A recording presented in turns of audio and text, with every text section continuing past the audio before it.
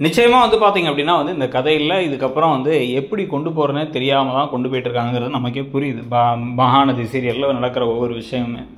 so இப்போ ஒரே வீட்டில் வந்து இவங்க பக்கத்து வீட்டில் வந்து தங்கி அதில் வேற வந்து இவர் ரொம்ப பரிதாபமான ஒரு முகத்தெல்லாம் காமிக்க ஆரம்பிச்சு விஜய் மேலே வந்து ஒரு பரிதாபம் குமரனுக்கு வர்றது, பாட்டிக்கு வர்றது, அப்புறம் கங்காவுக்கு வரதெல்லாம் நடந்ததுக்கு பிறகு காவேரி எங்கள் அம்மா ஏற்கனவே காயப்பட்டாங்க, கஷ்டப்பட்டாங்க, வருத்தப்பட்டாங்க, அதனால வந்து நீங்கள் வந்து இந்த இடத்த விட்டு போயிடுங்கன்னு சொன்னாலும் இவர் கேட்காம இருக்க இந்த சமயத்தில் இங்கேயே வந்து அந்த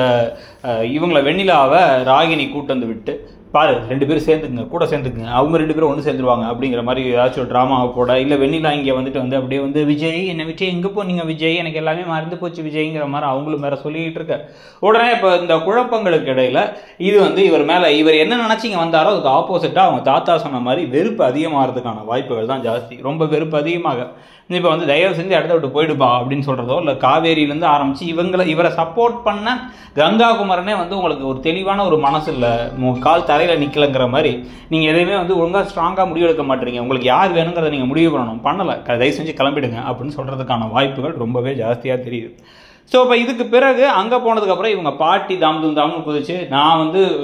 உன்னை மிரட்டினதுனால தான் இந்த கல்யாணத்தை பண்ணிட்டேன், காவேரி கூட கான்ட்ராக்ட் மேரேஜ் இப்போ போயிட்டா, உன்னை வேணாங்கிறா, அந்த குடும்பமே சேர்ந்து அவமானப்படுத்துது, நாங்கள் உன்னை பொத்தி வளர்த்தோம், உன்னை எல்லாரும் முன்னாடியும் போட்டு அடிக்கலாம் செஞ்சாங்க, அப்பயும் அமைதியாக இருந்தோம், நீ அங்கே வரைக்கும் போன, அங்கேயும் வந்து ஒழுங்காக எதுவும் நடக்கல, அதனால் இப்போ என்ன பண்ண இந்த வெண்ணிலாவுக்கு இப்போ வந்து எல்லாம் மூலத்துக்கு கொஞ்சம் கொஞ்சமாக சரியாயிடுச்சான், அதனால் நீ வெண்ணிலாவை கல்யாணம் பண்ணிக்கோ அப்படின்னு சொல்லிட்டு